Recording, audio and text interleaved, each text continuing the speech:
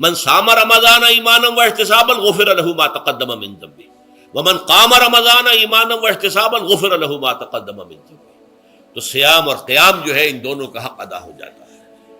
تو یہ ہے شہر رمضان الذی انزل فیہ القرآن ھدی للناس وبینات من الھدی والفرقان فمن شہد منکم الشہر فلیصم ومن کان مریضا او علی سفر فعدۃ من ایام اخر یرید اللہ بکم اليسر ولا یرید بکم العسر ولتکملوا العدۃ ولتکبروا اللہ علی ما ھداکم ولعلکم تشکرون.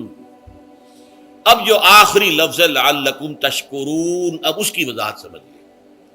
اور رمضان کے یہ دو پروگرام جب پیرلل ہو جائیں گے، جب دونوں کی پابندی کی جائے گی، تو اس کا حاصل کیا ہے؟ اس بات کو سمجھنے کے لیے سب سے پہلے آپ اس کو سمجھیے کہ جسے ہم خود ہی کہہ رہے تھے، جسے ہم سیلف کہہ رہے تھے، اپنی انا کو مضبوط کرنا، سیلف کنٹرول، ایگو جو ہے وہ پوری طرح قابو یافتہ ہو اِڈ اور لیبیڈو پر، اصل میں اس سے مراد کیا ہے؟ اس پر میں نے تفصیل سے بحث کی ہے عظمت صوم نامی اپنے کتابچے میں. ویسے یہ ہے کہ وہ مشکل ہے، ذرا فلسفیانہ اس کا انداز ہے، لیکن یہ ہے کہ وہی باتیں آسان الفاظ میں جو دوسرا کتاب چاہے عظمت سیام و قیام رمضان مبارک، وہ آسان ہے. اگرچہ یہ دونوں بہت ہی محدود تعداد میں ہمارے پاس ہیں، لیکن یہ کہ میں نے ذکر کر دیا، جو حضرات لینا چاہیں وہ لے لیں. لیکن یہ ہے کہ اس میں اصل پس منظر کیا ہے. دیکھیے، ہمارا جو وجود ہے انسان کا، یہ کمپوزٹ ہے، مرکب ہے. ہمارے دو وجود ہیں جو جوڑ دیے گئے. کیسے جوڑ دیے گئے ہم نہیں جانتے، لیکن ہے دو وجود. ایک وجود حیوانی ہے،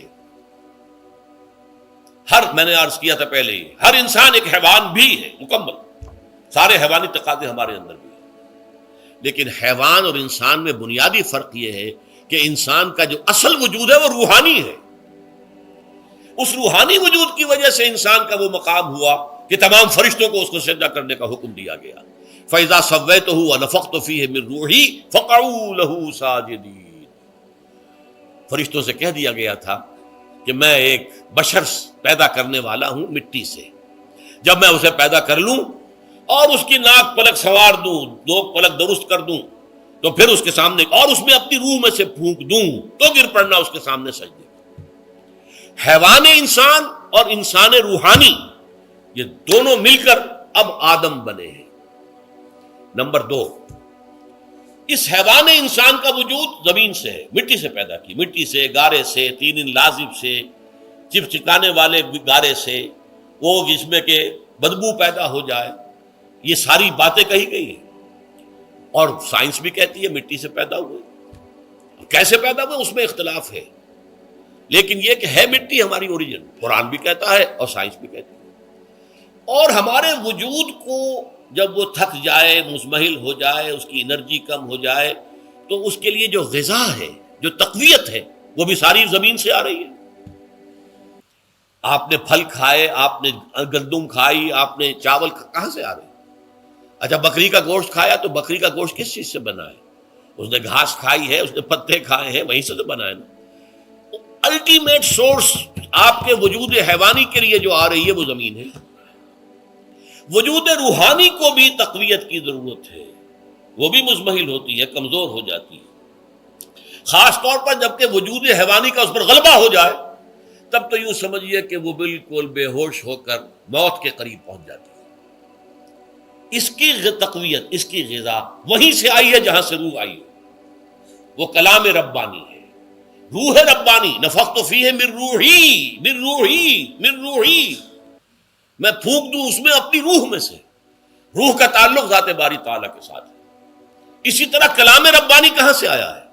اللہ تعالیٰ کے پاس سے آیا ہے. یہ اس کی تقویت کا ذریعہ ہے. اب عام حالات میں کیا ہوتا ہے؟ ہمارا یہ وجود حیوانی چھایا ہوا ہے ہمارے وجود کے اوپر، بیچاری روح جو ہے دبی رہتی ہے، پسی رہتی ہے. اگر خدا نے خواستہ ہم گناہ گار بھی ہیں، گناہ پر گناہ کا ارتکاب کر رہے ہیں، تو وہ روح جو ہے وہ قلب کے آئینے شیشے کے اندر ہے. فیہا مصباح، المصباح فی زجاجہ، الزجاجہ تو کانہا کوکب دری. قلب جو ہے ایک شیشے کے مانند ہے جس کے اندر روح کا چراغ جل رہا ہے. اب اگر یہ اوپر جو شیشہ ہے اس پر دھواں آ گیا، لالٹین کی چمنی پر دھواں آ گیا تو اب روشنی باہر تو نہیں آئے گی. اگر انسان گناہ کرتا ہے تو قلب پر رین زنگ آ جاتا ہے، یا حضور نے فرمایا ایک داغ لگ جاتا ہے، اور گناہ کرتا ہے اور داغ لگتا ہے، اور گناہ کرتا ہے اور داغ، یہاں تک کہ بالآخر پورا قلب سیاہ ہو جاتا ہے. اب وہ روح اندر بند ہو گئی، وہ دفن ہو گئی. اس کے لیے اب ضروری ہے کہ اب ایک پروگرام ایسا دیا جائے جو ریورس ہو جائے. دن میں روزہ رکھواؤ تاکہ وہ جو اینیمل انسٹنکٹس ہے وہ دبے. تو جب یہ وزن جو ہے اس کے اوپر کم ہوگا تو کچھ سائی آف ریلیف اسے ملے گی.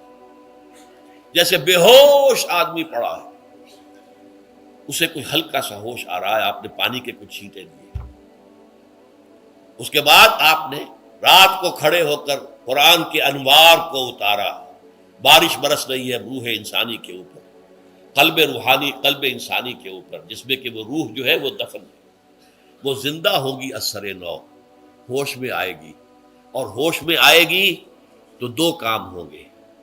ایک تو اسے قرآن کی عظمت کا احساس ہوگا، یہ قرآن میری حیات تازہ کا ذریعہ بنا ہے. میں دب گئی تھی، میں پس گئی تھی، میں بے ہوش تھی، میں نیم مردہ تھی.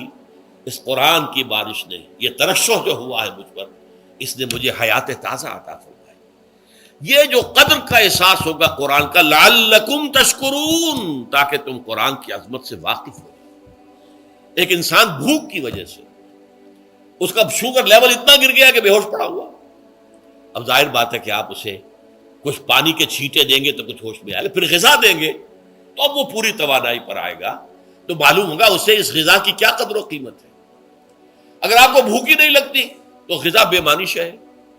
پیاس ہی نہ لگے تو آپ کو کیا معلوم کہ اس پانی کے اندر کتنی بڑی عظمت ہے، یہ میرے لیے کتنا بڑا انعام و احسان ہے اللہ کا. وہ تو پیاس پر، جان پر بنی ہوئی ہو، اور پیاس اس وقت آپ کو ایک گھونٹ پانی کوئی دے دے تو آپ کو معلوم ہوگا دنیا و مافیا سے بڑھ کر ہے یہ ایک گھونٹ پانی جو مجھے ملا ہے.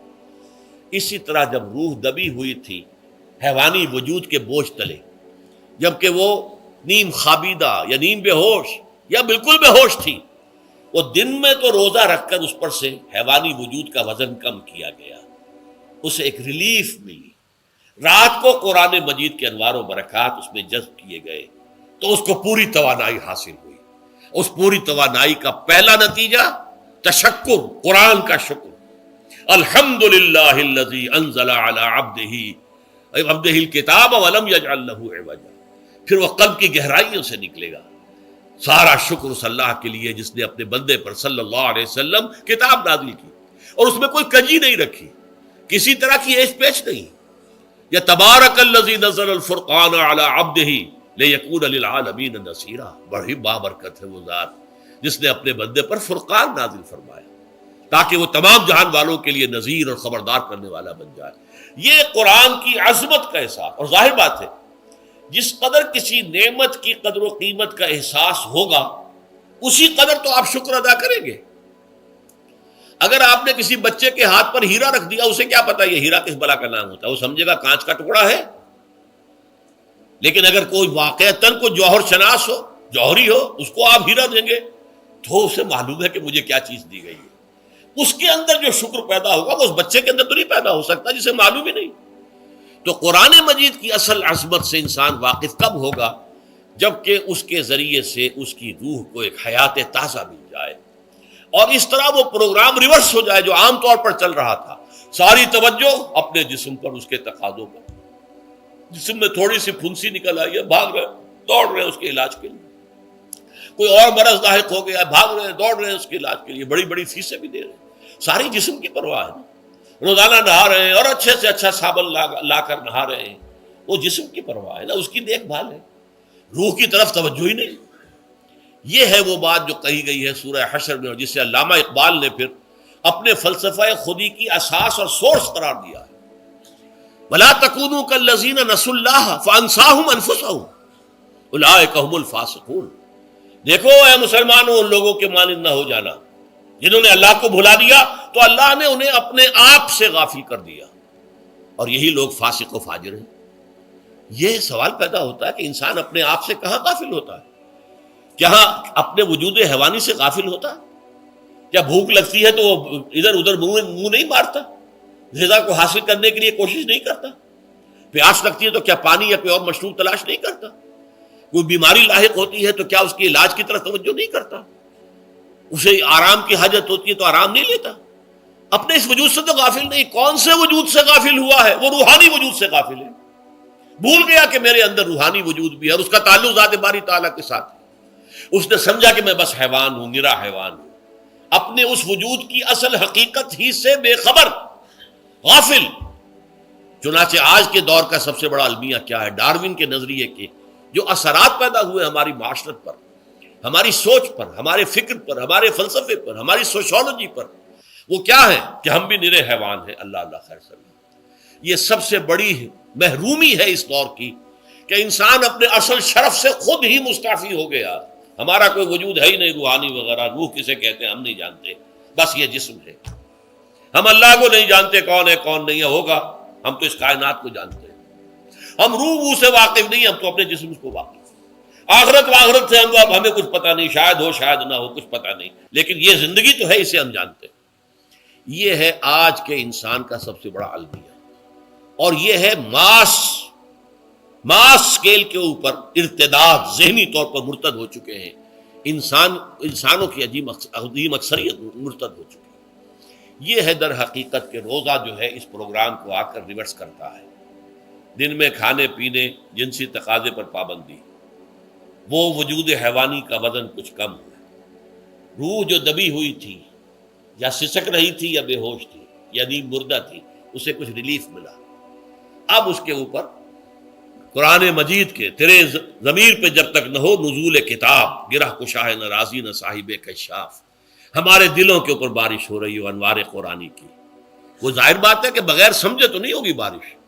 وہ تو آپ کچھ سمجھ رہے ہوں گے تو بارش ہوگی، ورنہ تو یہ ہے کہ ٹھیک ہے، میں پہلے بھی عرض کر چکا ہوں، آپ کو ثواب تو ملے گا، لیکن یہ ہے کہ وہ اصل مقصد قرآن کی عظمت کا قلب کی گہرائیوں سے اعتراف جو ہے، اور اس پر اللہ کا شکر تو ادا ہوگا. لعلکم تشکرون، جبکہ قرآن مجید جو ہے آپ کے قلب کے اوپر نازل ہے، اس کا مفہوم نازل ہے.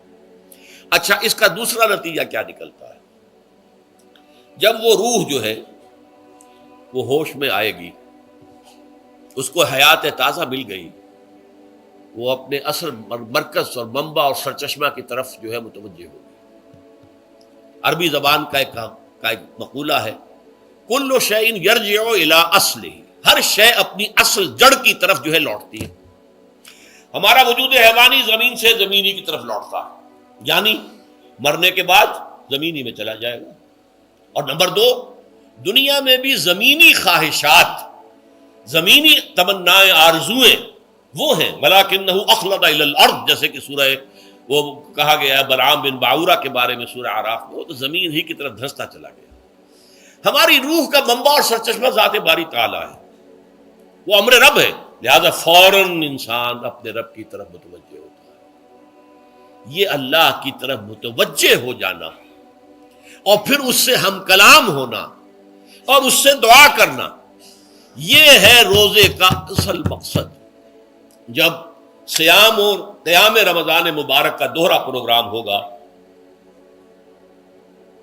تو روح انسانی یا انسان کا حیوانی وجود اپنے مرکز کی طرف مائل پرواز تھا. حسن، اس کو کہہ لیجئے اپنے مرکز کی طرف مائل پرواز ہے. روح ہر شے اپنی اصل کی طرف لوٹتی ہے، لہذا یہ اللہ کی طرف متوجہ ہوگی.